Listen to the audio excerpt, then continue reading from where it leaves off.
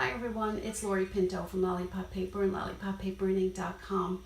I'm here today with another Back to Basics video, and today we're going to be talking about the Stamparatus. And I know I've done a video before about the Stamparatus, but that was in the spring. It was when I had first gotten it, and I've just learned so much more about it, and it's just gotten easier and easier to use it. And there were a few little glitches with it, but I think that Stampin'Up and other demonstrators kind of gave us some all good hints to deal with that, and so I think those are all pretty much resolved, and you'll appreciate the tips for that. It might be a little long, so I might end up having to make 2 videos out of it, so we'll do a part 1 and a part 2, and we'll just get to do some real-time stamping too, so I can show you the actual techniques with using it. So as always, if you have any questions or comments, please leave them right here below the video, and I will get back to you right away.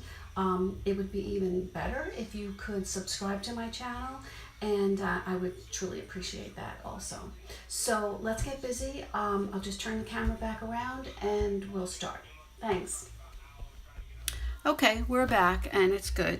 So here it is. We have the 4 sides of plates, 2 plates, 2 sides each, up to 4-step stamping. Or 1 stamp just gives you the best image.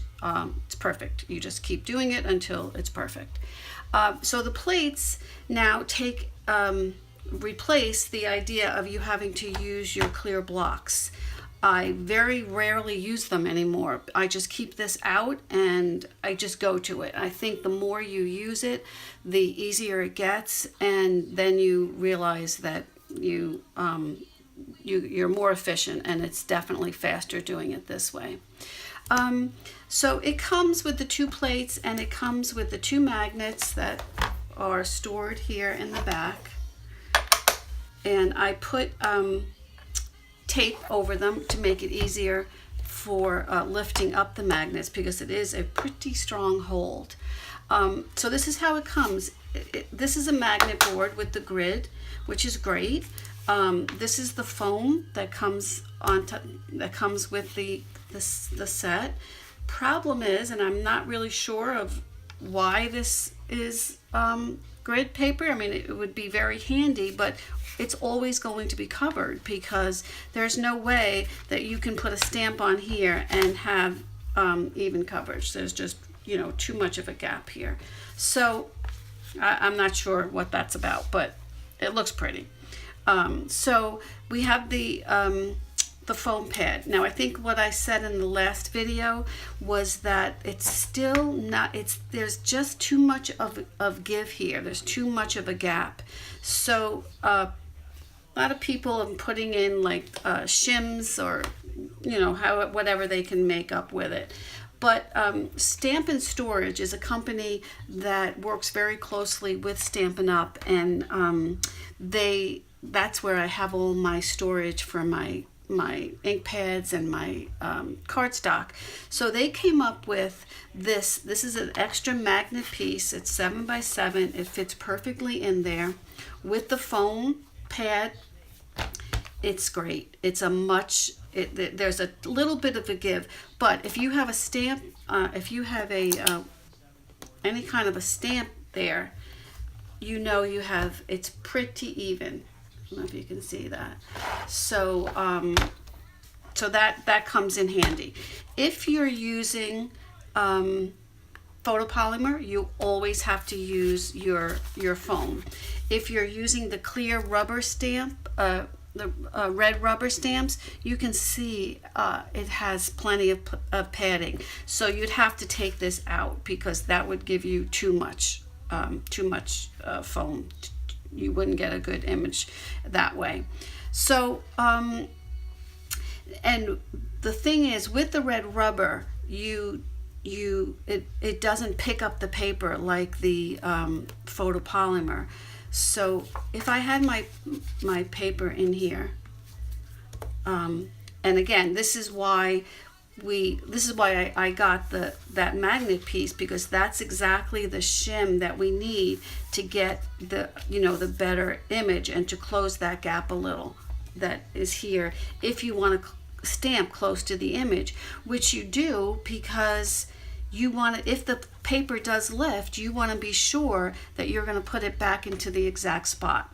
So, and like I said, it's not a problem usually with the red rubber. You know, the paper very rarely moves. But when you put the photopolymer stamps, for some reason, they just lift it up, and you want to be able to know where you're putting it back. And I guess that's, you could put a piece of grid paper on top of here, and then know, and maybe even mark where the where the line is, so that you know if it does lift that you're good, that you're going to be able to put it right back into the right spot. So that's why I did this. This pad was not expensive. It was less than $10. I want to say maybe 8 something, and that was it. So, but it definitely solves the problem of having that gap there, and having an extra magnet helps when you're picking up your stamps so that the paper doesn't move too much. So one of the main advantages of this is that you can stamp to perfection, if you want to call it that. You know, if you see a stamp that, if you were dealing with a red rubber stamp, with the clear stamp, you have a better chance of, I mean, the photopolymer, you have a better chance of getting right on it. So if you want to stamp again, but this is like a no-brainer. There's no effort involved. You know, it's going into the exact same space. So, and the other advantage to it too is, if you have, it doesn't happen so much with the photopolymer, I think, because it's so thin, but with the red rubber, sometimes you're going to get ink on the sides here, and this one is pretty even, but some of them that are like different shapes, you might get a little ink on there. And when you do that and you transfer that over, you're not going to get the ink on the side, because normally if you were using a clear block, you might try to rock it a little bit, and so this alleviates any kind of rocking, because it's just, you know, it's very level. So the other big, you know, there's the 2-step, 2, 3, and 4-step stamping that you could do. Makes it very easy. But also, what I've been having so much fun with lately is like line stamping or hinge stamping. And this card, I hope we can maybe make this card quick if I don't talk too much. So this was done. I'll show you how we did this, but it was just so easy to just stamp. You pick it up, you move to the next hinge, and you stamp again. So let's see if we can get that done. I just want to show you this card. I just love this card. I did this one with the same thing. Now this was the trees in the background were from the Winter Woods stamp set and bundle, which is, it's just gorgeous. And it was just the same thing, easy, just 1, 2, 3. Now you want to use a stamp that is about the same width, maybe it's like 1 inch of what these hinges are, because otherwise, I mean, you still could do it, but you'd have to go down 2 hinges maybe before you would lock it in. But yeah, so I just want to show you that. So let's see if we can do this card really quick, because I don't want to, I just don't, I'm sorry that these things are so long.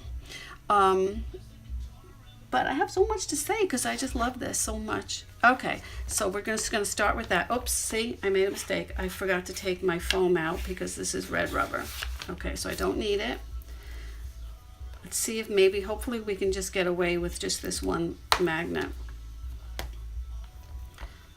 Okay, now see how close I'm going to the edge here, because I want to be sure if it does pick up that it's not going to be it's not going to pick it up and not get that edge there. So I'm just going to do, this is how I did the first one. So I have my, this is the mint macaron, And you just need to give it some nice even coverage, and it's perfect. And you can still see here that I did get some on the edge there, so that's a no-no, but it didn't show up over here because I didn't do any rocking.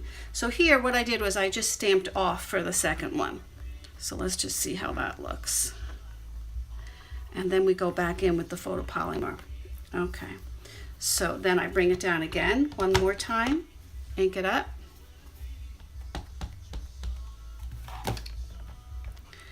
And same thing, just nice even pressure.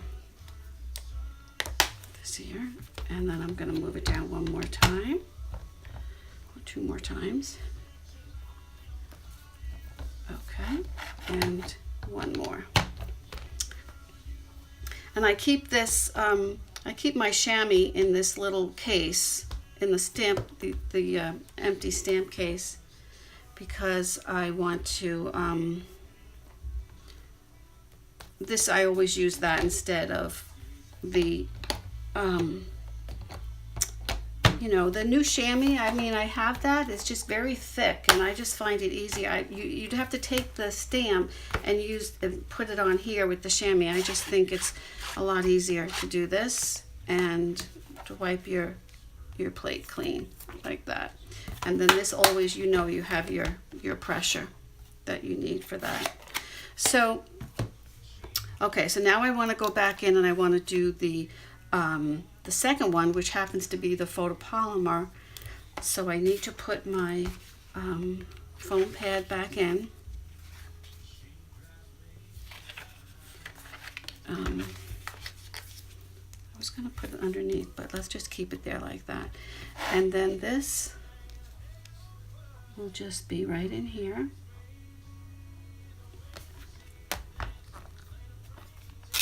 See how that picks it up? It's only with the photopolymer, and it happens to me every time, so that's why it's just easier for me to just lock it right into that corner there.